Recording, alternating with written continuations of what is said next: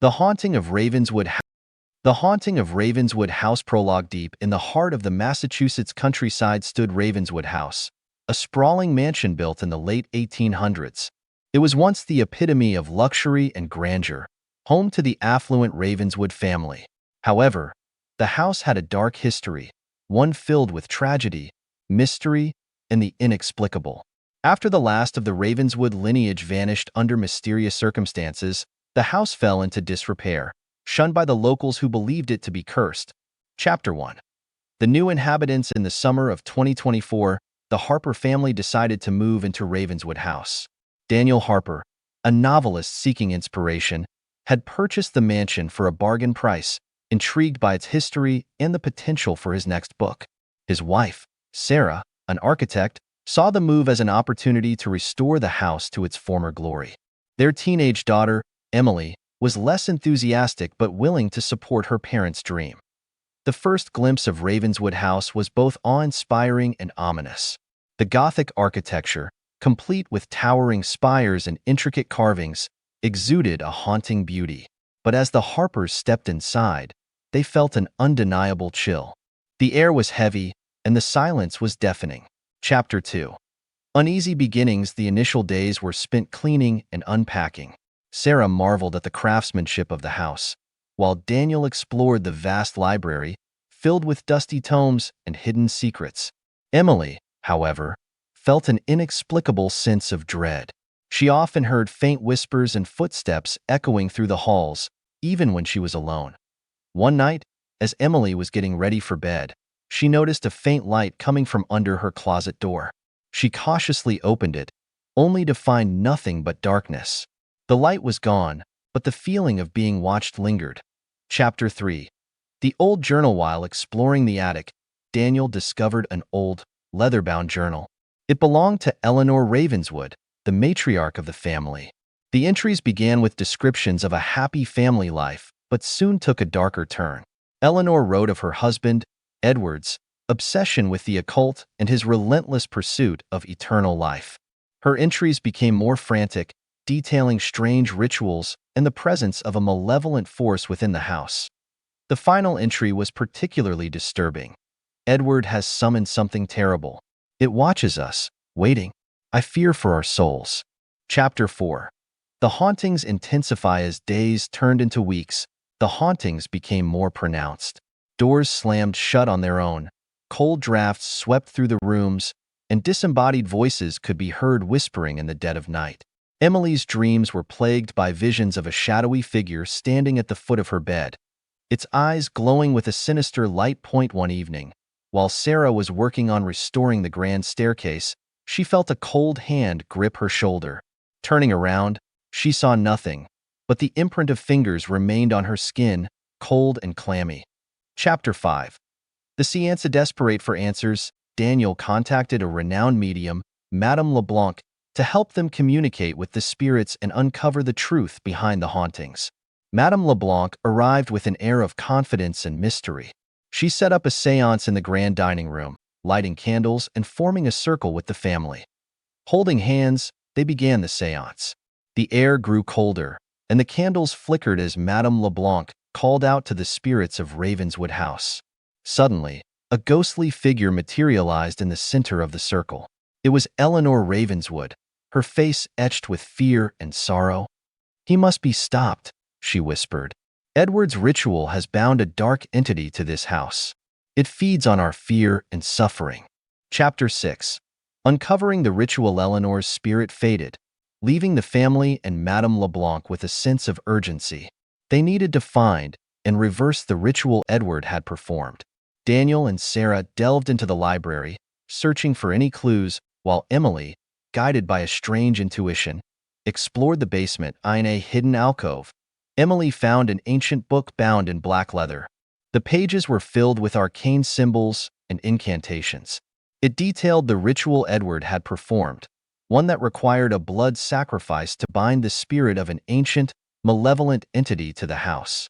To break the curse, they needed to perform a counter-ritual using the blood of a Ravenswood descendant and a pure heart. Chapter 7. The confrontation. Realizing the gravity of the situation, the Harpers prepared for the counter-ritual. They gathered in the basement, with Madame LeBlanc leading the incantations. As they began, the temperature dropped sharply, and a dark, oppressive force filled the room. The shadowy figure of Edward Ravenswood appeared, his eyes burning with a malevolent fire. "You cannot undo what has been done," he hissed. "This house is mine."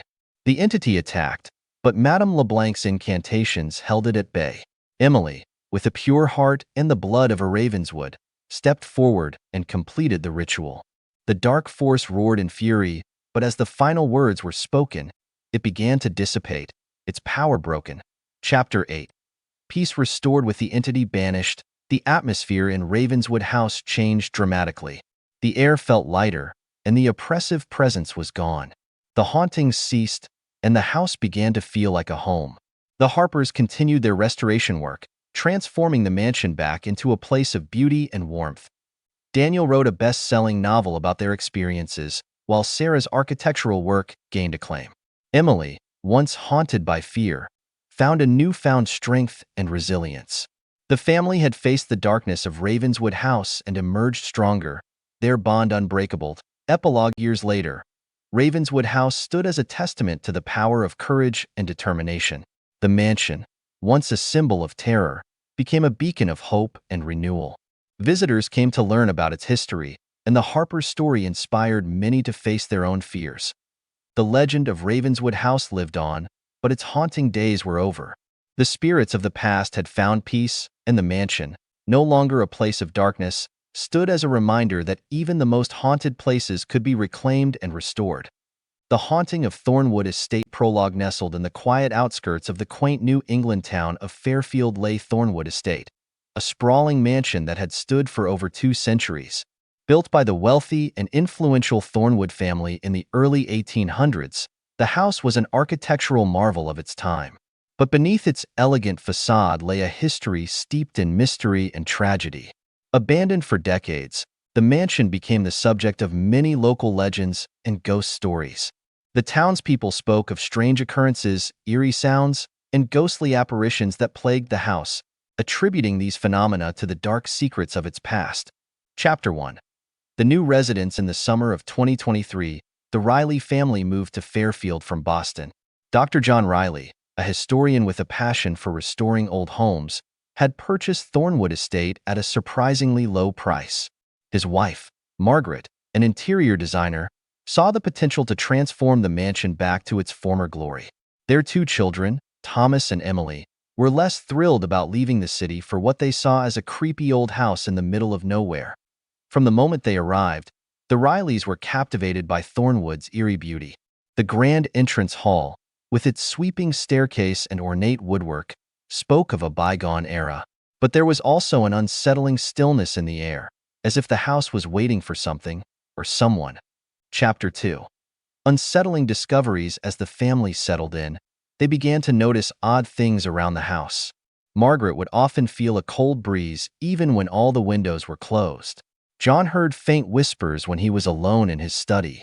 Thomas and Emily, exploring the attic, found old photographs and letters that hinted at the Thornwood family's tragic history. One night, while unpacking in the basement, John discovered an old journal hidden behind a loose brick.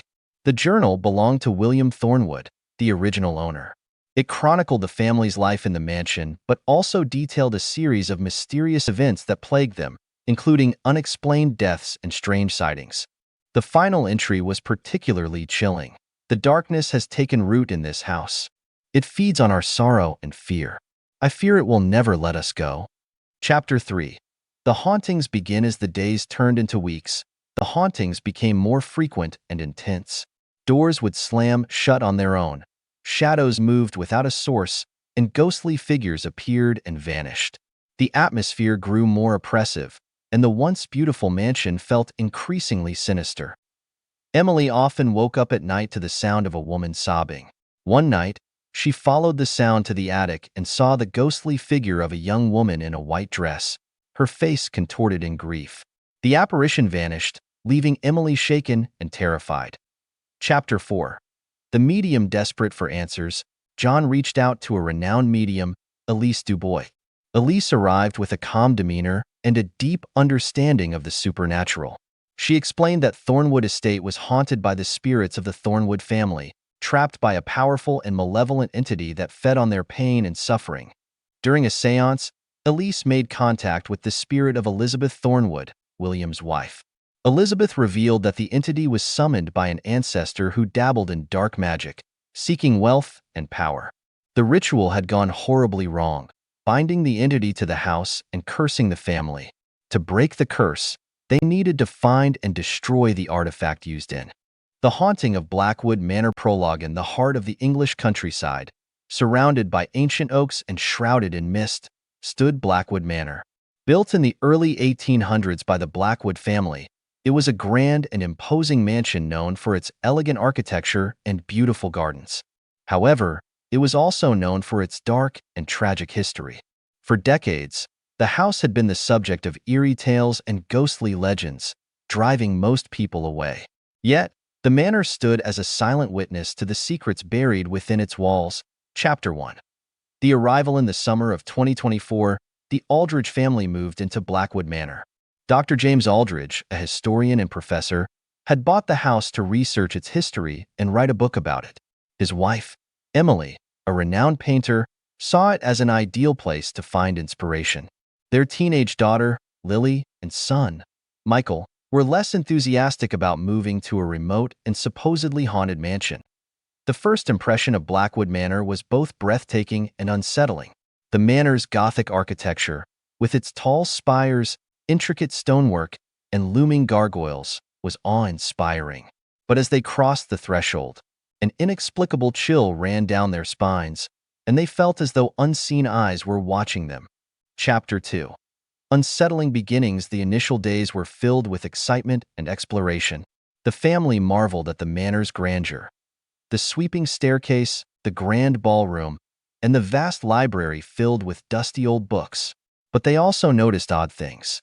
Emily often felt a cold draft even when all the windows were closed. James heard faint whispers when he was alone in the study.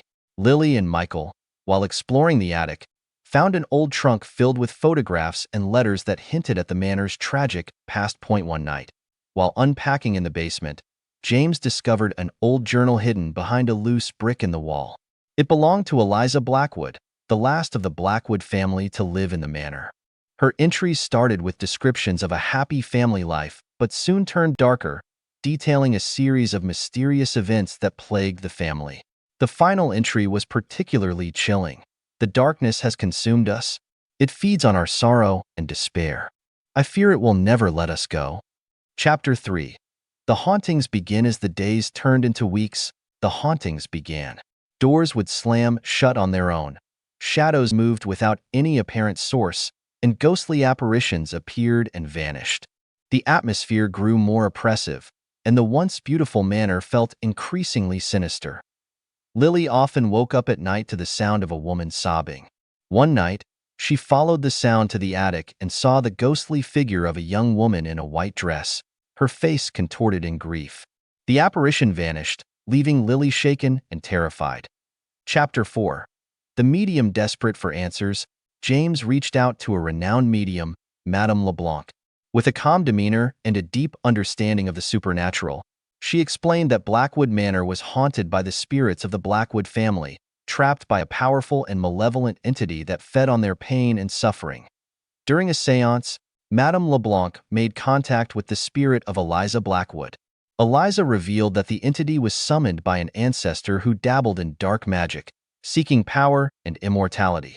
The ritual had gone horribly wrong, binding the entity to the house and cursing the family. To break the curse, they needed to find and destroy the artifact used in the ritual, a blackened amulet hidden somewhere in the house. Chapter 5. The search. The Aldridge family, guided by Madame LeBlanc, began a thorough search of Blackwood Manor. They scoured the basement, attic, and every hidden nook and cranny. The hauntings grew more aggressive, as if the entity knew they were close to finding the amulet. Shadows twisted into grotesque shapes, and ghostly hands reached out from the walls. One night, Lily had a vivid dream where Eliza Blackwood showed her the location of the amulet, a secret chamber behind the library fireplace. Waking up, she rushed to tell her family, and they quickly made their way to the library. Chapter 6. The confrontation behind the fireplace, they found a hidden door leading to a small chamber. There, on a pedestal, lay the blackened amulet. As James reached for it, the room grew icy cold, and the malevolent entity materialized, a swirling mass of darkness with burning red eyes. It lashed out, trying to stop them. Madame LeBlanc began chanting an ancient incantation, and the family joined hands, focusing their energy on breaking the curse. The entity roared in fury, but as the incantation continued, it began to weaken. With a final, desperate scream, it was drawn into the amulet. James smashed the amulet with a heavy iron candlestick, and the entity dissipated into nothingness. Chapter 7. Peace restored. With the curse lifted, the atmosphere in Blackwood Manor changed dramatically. The oppressive feeling vanished, and the house felt lighter and more welcoming. The spirits of the Blackwood family, freed from their torment, appeared one last time to thank the Aldridges before fading into the light.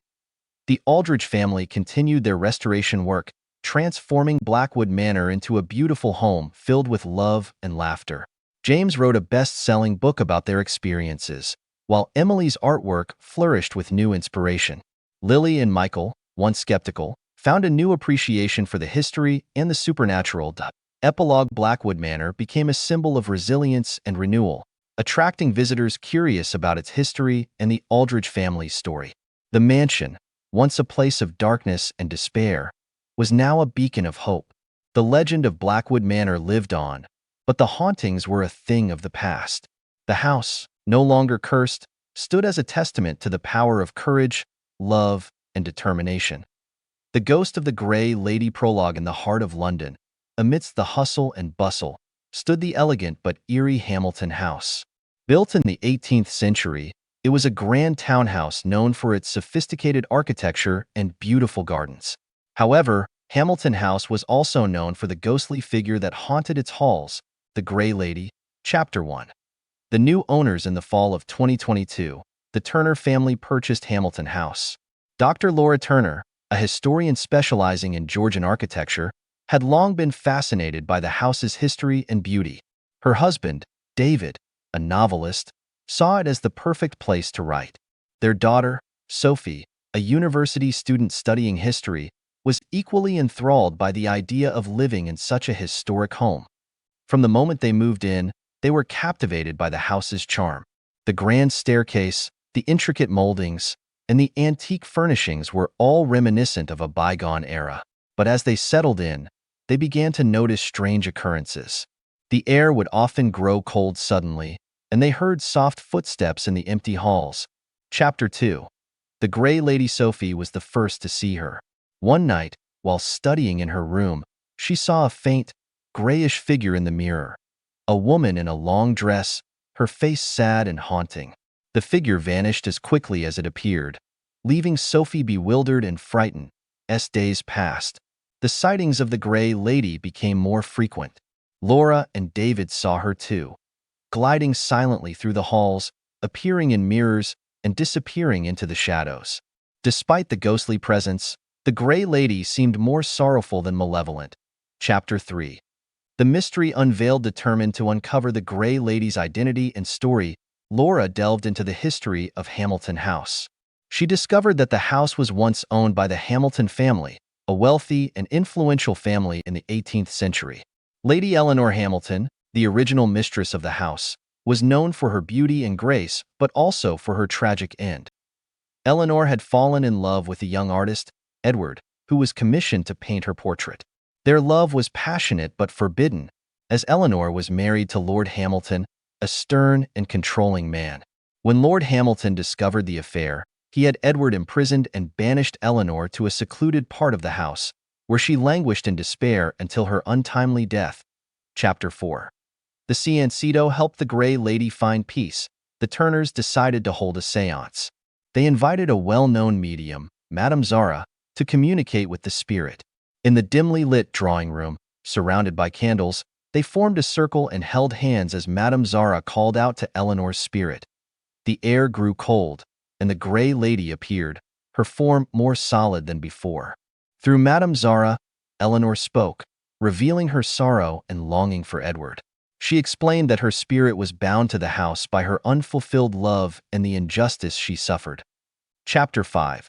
The search for the portrait. Eleanor's spirit told them that her portrait, painted by Edward, held the key to her release. The Turners searched the house and eventually found the portrait hidden behind a false wall in the attic. The painting depicted a young woman of ethereal beauty, her eyes filled with love and sadness. Madame Zara instructed them to hang the portrait in the drawing room and light a candle beside it. As they did, Eleanor's spirit appeared once more, standing beside her portrait. The room filled with a soft, warm. Epilogue. Thornwood Estate became a symbol of resilience and renewal, attracting visitors curious about its history and the Rileys' story. The mansion, once a place of darkness and despair, was now a beacon of hope. The legend of Thornwood Estate lived on, but the hauntings were a thing of the past. The house, no longer cursed, stood as a testament to the power of courage,